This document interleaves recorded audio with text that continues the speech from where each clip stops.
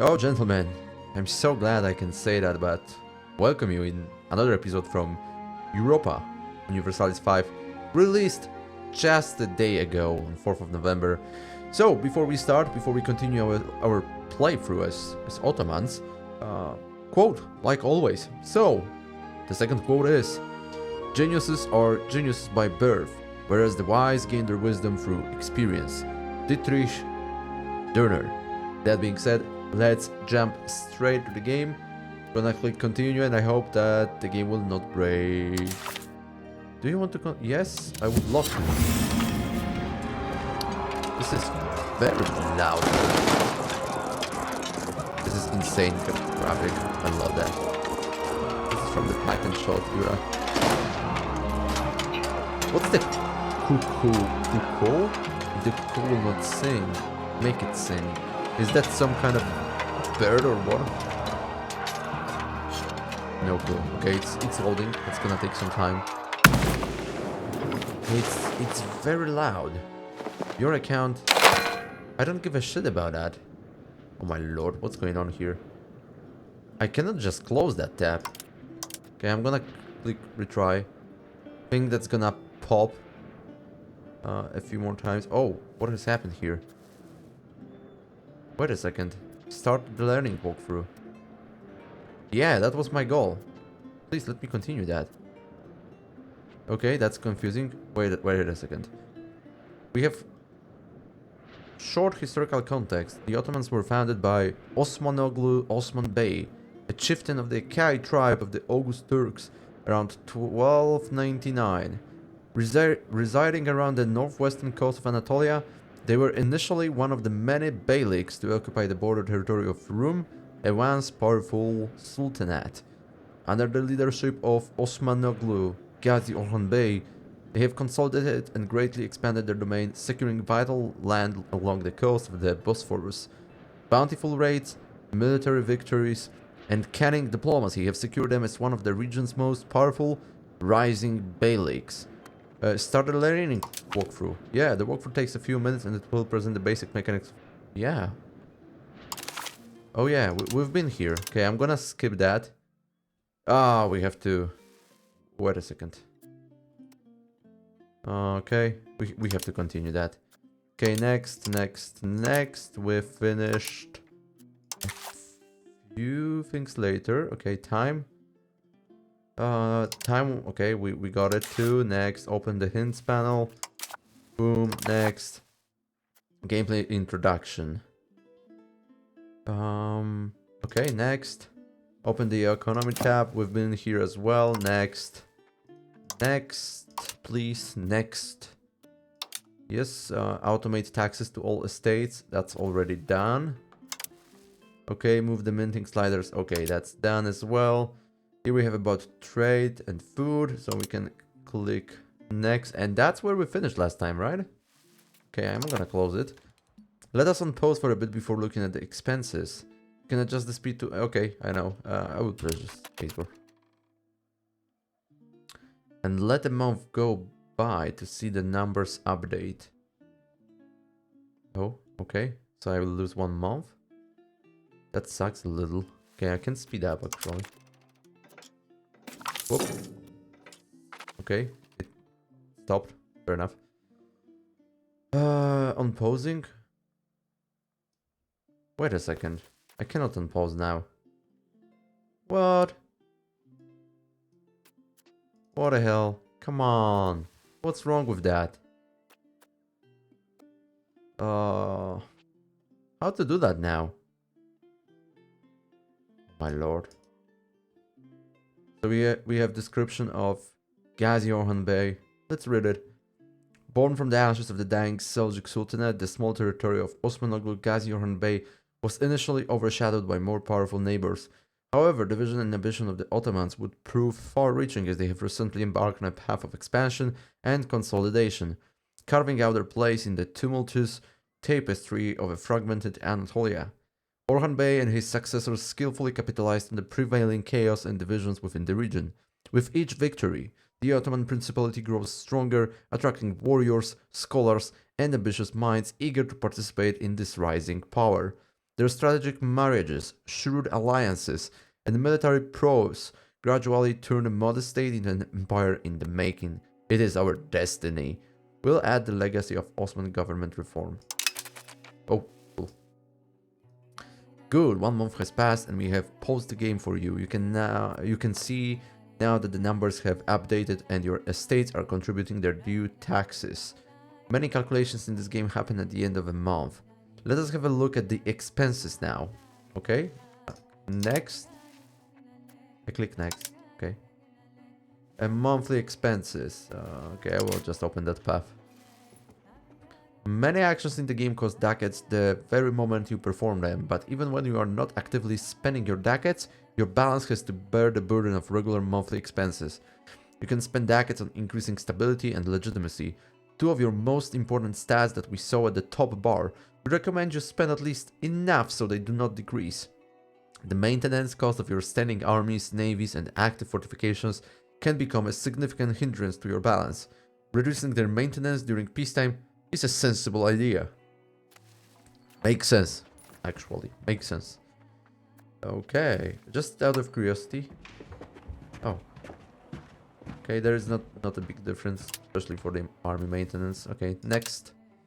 Perfect. You have understood the basics of balance management. Let us recap a bit. Yeah, of course, I understand everything. Income and expenses are calculated at the end of the month.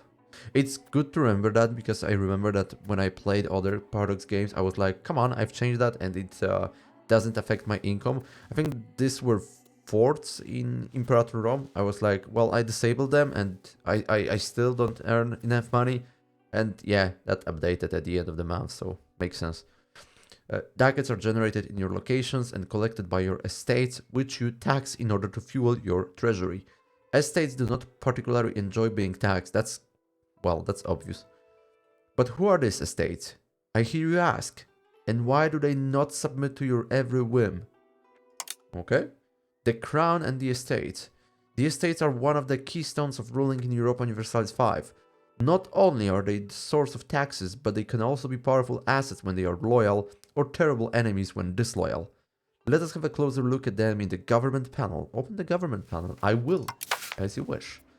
Open the country tab. Okay, that was opened automatically. Open the estates sub-tab. It's also opened automatically. So here we have it. Estates. Crown 18%. This is the power. Guzat, which is... I'm sorry for butchering my Ottoman. This is nobility. Ulama, 10%, which is clergy. Burghers, only 2%. And commoners, only 2%. Alright, what do we have here, by the way? Anatolian Beylik. And justify war on the same religion cost minus 25%, which seems quite a lot. Possible government reforms +1. Cabinet seats +1. Non-cultural levy size +25%. This is very good reform. We can change it, or we can even remove it by right-clicking it. We cannot remove the Anatolian Beylik due to one or more blockers. Oh, fair enough. Next, we have Legacy of Osman. Monthly control +5%. Speed of integration +25%. That seems to be quite a lot as well. Possible government reforms +1. Cabinet seats +1. Antagonism received -33%, which is also nice, especially assuming that we are trying to conquer as much as possible and as fast as possible. Raid religious enemies for slaves. That's a very specific mechanic. I don't know. Implementation status 10%. I have no idea what it means. Legacy of Osman was implemented on the 1st of May 1337, which is right now. It will be completed on 6th of December. Oh, okay, fair enough. Now I see that that symbol over there. Makes sense. The legacy of Osman shaped the drive of his heirs to expand his realm into what eventually became the Ottoman Empire. Cool. And we have one more reform available, I guess, since it says 2x3. Okay, next we have nobility, land rights, tax efficiency +5%. That gives them +50% power? That's a lot. That's really a lot. Does it even make sense to get that additional 5%? I don't think so. Next we have efficiency of our cabinet. That's another 50% of power for them. Well, I'm wondering how it's counted though. Oh, interesting. Okay, efficiency of our cabinet plus 5%. Okay, there are descriptions by the way. Let's go back to land rights. This represents the privileges our nobility has over the lands they rule and their inhabitants. Among those rights, nobility is usually able to tax the peasants living in those lands, drive them to form levies, or exert justice on their own, but also pass these lands to their heirs. Fair enough. Makes sense. Next, we have royal marriage rights, which grants efficiency of our cabinet, I mean, plus 5%. The nobility of our country is considered to be the peers to our rulers. Therefore, they own the right to marry into the ruling family, increasing their influence and power at court, as well as in the government of the country. Okay. Primacy of nobility, plus 100% estate power. That increases discipline for the army by 5% and also monthly progress to quality, whatever it means though. Honestly, I have no clue what it is.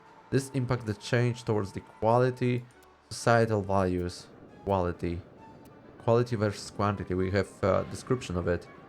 Should we focus on that? By the way, this graphic is beautiful. That looks, by the way, like a Swedish army from pike and shot era. Okay. Quick description, because I have no clue how it works. An army that focuses on quality is focused on making each soldier perform better, while an army focused on quantity tries to get more people to fight in the battles. Okay. Army maintenance increased because of that. Army morale recovery speed increased. Military tactics increased. Army initiative as well. When quality is dominant, it scales up to army maintenance plus 10%. Well, that may hurt. Army morale recovery speed plus 2%. Military tactics plus 0.10. I don't know whether it's a lot or not. And army initiative plus 25%. That's kind of nice. When quantity is dominant, it scales up to a reduced army maintenance. Look at that graphic and compare it with that one above. Definitely quality, unless you are a Russian state. Possible frontage increased by 25%. Okay, army initiative decreased by 25%. And unit food consumption minus 10%. Interesting. Alright. That's it. Let's move forward. Next, we have elaborate court life. Cultural influence plus 20%, whatever it means. Expected cost of court plus 1%. And monthly progress to individualism. We have decided to turn the courtly life of our country into the most elaborate formality imaginable. As everyone who is anyone is expected to attend our ruler in the capital, this limits the ability of the nobility to plot quite a lot, but it does come at a high cost. Okay. Next. Feudal mercenary contracts. Higher mercenary premium cost minus 20%, mercenary maintenance minus 10%. Technically, I would revoke that law. I just don't know whether we can rely solely on levies. Because if there is too few of them, we will have to hire mercenaries. And the cost of them is, I guess, very high. The armies levied by our people oftentimes have a lot to be desired. In our effort to protect our people and best our rivals, we must rely on foreign mercenaries whose contracts will be managed by the elite members of our society. Yeah, I could revoke that one. Gazi Lords. What's next? Army morale plus 5%, levy size plus 5%, and monthly progress to decentralization plus 0.20. This is very nice. Additional morale boost and additional levy size. Sure. Later, maybe it makes sense to get rid of that, since we will not need levy size increased. We will rely on professional soldiers, so... But army morale plus 5%, it's always nice. Warriors for the Faith. These devoted fighters campaign across distant frontiers in pursuit of plunder, honor, and divine cause. Comprised of zealous volunteers and tribal raiders, they guard our borders through relentless raids and conquests, spreading both influence and fear in equal measure. Sounds dope. And last but not least is Noble Navy, which decreases the galley maintenance cost by 10% and monthly progress to naval. Our navy is maintained and controlled by the nobility. With their contributions and monetary coverage, we'll be able to raise a mighty fleet in exchange for allowing their growing influence within our naval affairs. Okay? Ah, so that's it. They are somewhat satisfied. 62%. This is alright. Okay, next we have clergy, burghers, commoners, zimi, and trams. Do we want to read all of that? Well, why not? Why not? I'm learning. You can skip it. If you don't want to watch it. So we have clergy. They have only 10% of power. And the first privilege they have is religious literacy rights, which increases max literacy for clergy by 5% and monthly progress to traditionalist. Okay, quick look at that traditionalist. So, when traditionalist is dominant, it scales up to state satisfaction equilibrium. Okay, increased. Embrace institution cost plus 200%. That's a... well, is that a lot? In pure numbers, it seems like quite a lot. Cultural tradition increased by 100% and stability investment cost minus 20%. Okay, and what's the other? Innovative. Embrace institution cost minus 50%. Cultural influence plus 100. Max literacy plus 10%. Stability investment cost plus 20%. A traditionalist country prioritizes stability and tradition over all other values, while an innovative country wants a more literate population and faster adoption of any new institution. I mean, definitely I would go for innovative. For sure. So, revoking that privilege, definitely. But look at the cost of revoking it. This is 40 stability. Oh my lord. That would kill us. Revoke privilege for 239 stability? Are you joking? How to... oh my lord. Can we decrease that cost though? Somehow? That's sick. I mean, either way, okay. We have enforced religious unity. This is the another estate privilege for clergy. Top conversion speed plus 10%. Monthly progress to communalism. Okay. Our country is home to different confessions, so coexistence is becoming increasingly difficult, thus weakening our government. We have to enforce that our subjects only practice our state religion, as that will strengthen our power and authority over the country. Okay. Next we have religious land rights. Possible clerics in towns and cities plus 100. Fair enough. We have decided to give the faith the right to own private land for themselves. This will make them more powerful and influential, but will allow for a more constant presence of holy men at our disposal. Alright. Religious Advisory Council, which increases efficiency of our cabinet by 5% and also changes progress to spiritualist by 0.05. We have decided to keep a council of advisors formed by holy men. This will make them more influential, but at the same time more satisfied, as they will be able to express their concerns directly to us and see their interests satisfied. And last but not least, embellish great works of faith. Tolerance of the true faith plus 0.10 and monthly progress to centralization plus 0.05. No better way to display our magnanimity, okay, and strength of faith than to erect major works dedicated to the purity of divinity through the architectural aim of our great works. Alright, so that was clergy. Next we have burghers. And for burghers we have formal guilds, which changes monthly progress to plutocracy plus 0.10. Federations and associations of merchants have loosely existed throughout the history of our nation. However, we could choose to placate the powerful traders across our markets by formalizing their participation in the centralized and officially recognized corpus Such a privilege will undoubtedly have impact on both our foreign and domestic policies. The cost of revoking the privilege is quite low for the burghers, but that's because their power is low, so there's a connection between these two, or correlation between these two values. Next, build rights, which decreases building cost by 5% and monthly progress to plutocracy increased by 0.05. Developing our urban and rural areas is certainly a costly endeavor. By employing the established populace living in them to fund part of our construction efforts will reduce the end cost for many of our development plans. However, signing off on such a legislative move will increase their influence considerably. Okay. Next, sponsored maritime contracts. Maritime presence plus 5%. The mercantile traffic across our shores is a valuable means of taxation and income for our treasury. By entrusting special contracts to the merchants, we will be certain to maximize our maritime presence. Okay. Shipwright contracts. Navy maintenance minus 10% and shipbuilding speed plus 20%. Pretty decent.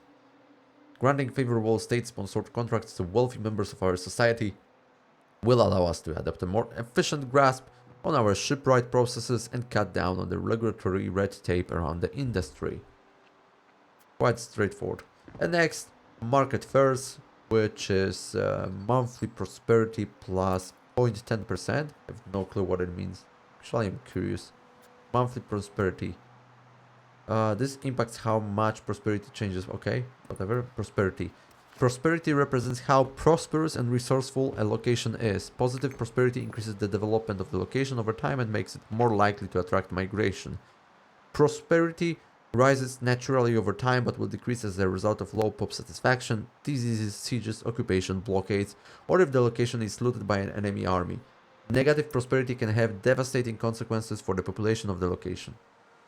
Quite clear. The financing and development of merchant centers will surely attract higher traffic as it amasses great wealth, various exotic goods in ample quantities, and a reputation for safety. Alright. I usually find more crowded and cluttered places less safe, but fair enough. We jump to commoners, only 2% as well as burghers, 4 privileges. Free mobility for the common people. Allows peasants to migrate, allows laborers to migrate, noble estate satisfaction equilibrium minus 5%, and monthly progress to free subjects plus 0.10. People are the most valuable asset of any state. Famines and discord would be the norm without it. Yet, the light of the state seen them as a property, as some object to keep it on their land. By granting free mobility to the masses, their fate lies in their own hands once again, allowing them to leave the lands of their former masters and move to new, better fields. Yep, that's pretty cool. Common militias, peasants levy size plus 20%, that's huge. Levy combat efficiency plus 25%, that's another huge boost. And peasants allowed weapons, yes. That's very interesting that actually something like that, such a detail is included in the game. This will, I'm sorry. Let's open it. This will increase the demand for weaponry in all markets a country is present in. Oh. Okay. Very interesting concept here. But let's continue. The common people are allowed to keep their weapons, which they then use when called up for levy service. This increases the demand for weaponry on the market. Well, welcome to the United States then. Communal lands. Noble's power plus minus 5%. Okay. Monthly progress to decentralization plus 0.20. Despite the inherently disadvantaged position of the common people, we must nevertheless dictate that all members of the lowest social hierarchy have the right to establish common flocks of animals and raise crops in shared fields. Okay. Partial yield. This is the last estate privilege for them. Peasants' food consumption minus 10%. Maximum RGO size in rural minus 10%, which sounds not too great. And monthly progress to free subjects plus 0.10. The lands of the light and the wealthy are often tilled by peasants, slaves, or serfs. task, the least we can do is award the common people with access to a portion of that land's yield every year. Okay. It is what it is. What do we have here, by the way? Bribe the estate. Oh, interesting. So these were commoners. Let's jump to Zimi, and we are almost at the end. So Zimi, that's another very specific group. Guarantee local land rights. Monthly progress to jurisprudence? What the hell is that? What? Oh, we would need to compare both. So we have mysticism, clergy estate satisfaction equilibrium increased, army morale increased, and pop conversion speed increased. Fair enough. I really like that army morale boost. In case of jurisprudence, we have clergy estate satisfaction equilibrium, monthly research progress plus 10%, okay, and efficiency of our cabinet plus 10%. Probably that's better. Yeah, definitely. Despite the fact that army morale is nice, but I think I would like to take that one. Okay. Description. A man's home is his refuge. By guaranteeing the property rights to heaven members of our society, we will establish a link of trust between them and our administration. Heaven or heaven? I have to check how to pronounce it. Allow military service. Demi levy size. Oh, Demi or Zimi? It says Zimi here. Should it be Demi then? Oh, this is a... Well, that's a different letter than D. Okay, but that's another type of levy. The many heaven or heathen believers who peacefully occupy our lands shall be more than willing to defend their livelihoods and their families, should we wish to allow their recruitment. Yep. Next we have promote tolerance, clergy estate satisfaction equilibrium minus 2.5%, tolerance of heathen beliefs plus 1. Our people make great references to kindness and tolerance. Acting on their behest and following their example, we will treat non-believers with kindness as we strive to achieve stability and prosperity. Okay.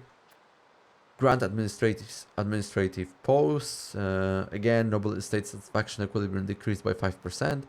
And efficiency of our cabinet plus 5%. Our borders hold many adherents to heathen beliefs. Their local leaders are keen on maintaining their positions. To cooperate with them and share in their wisdom is only the natural path of a healthy administration. Correct. I fully agree with that. Next, Pact of Umar. Culture's capacity plus 0.50 and monthly progress to humanism plus 0.05. A list of rights as well as responsibilities aimed at heathens within our borders. This treaty clearly defines the nature of the relationship of protected persons, including Christians, Jews, Zoroastrians, and many more recognized faiths. Zoroastrians, what the hell is that? Sounds cool. And the last privilege, Abrahamic communities. Again, clergy state satisfaction equilibrium minus 2.50. Tolerance of heathen beliefs plus 1. Local pop conversion speed minus 100%, which, oh my lord. That's something to be revoked. And the unrest minus 10%, which is nice. The Christian and Israelite communities are the so-called dhimmi in the Muslim state. Traditionally, it is the responsibility of a just ruler to protect these people while keeping them apart from the Muslim majority, and the dhimmi or zimmi community shall swear loyalty to the state without threatening the traditions of Islam. Okay. And last, we have tribes with 0% of state power. What they have? Tribal land rights, implemented. Well, there are no bonuses whatsoever, so expanding and respecting the living status of the many tribal communities within our lands is a great way to ensure their cooperation. And next we have pasture access, which decreases expand farming cost minus 10%. By granting pasture access to our tribal communities, we can utilize their advanced knowledge in growing food and cattle. Okay, that's it. Next. The crown. Here we can see the different groups that control the political power in your country. The estates. Each estate has a percentage of estate power. As the embodiment of the nation, you are represented by the crown. Your crown power represents your ability to oppose the particular interests of your estates. Namely, it allows you to exact higher taxes, it increases estate satisfaction and your support in the parliament, it makes changing laws easier, and it provides a percentage of the profits of trade. You can learn more about crown power in the crown power hint. Now, we'll skip that. The estates. Your estates can be powerful assets when managed correctly, but if displeased, can quickly turn into an insidious thorn in your back. On top of contributing to your treasury with taxes, estates are essential to the business of war, since you will depend on their levies to fight your wars until you can afford to replace them with regular regiments. However, if they are disloyal, they might start supporting rebellions against your power, potentially overthrowing your rule through a civil war. So that's another mechanic, those civil wars. Finally, estates whose satisfaction is above 50% will provide different bonuses to your country, depending on their type, while dissatisfied estates will inflict penalties. Boom. Privileges. Estates can be granted privileges which usually increase both their estate satisfaction and estate power and come with additional effects for your country and your people. Revoking privileges will both anger and weaken the target estate, although that can be a costly endeavor that will likely ruin your stability. Yeah, I've already noticed that. That really ruins the stability. Despite them increasing the power of the estates and thus reducing your crown power, some privileges might align with your interest. Granting a few privileges in times of need can be a wise course of action indeed, if only to extinguish a spark of rebellion. No king can rule alone. Wise words. Next. Social classes. Aside from privileges, estates derive their estate power primarily from the social makeup of your population.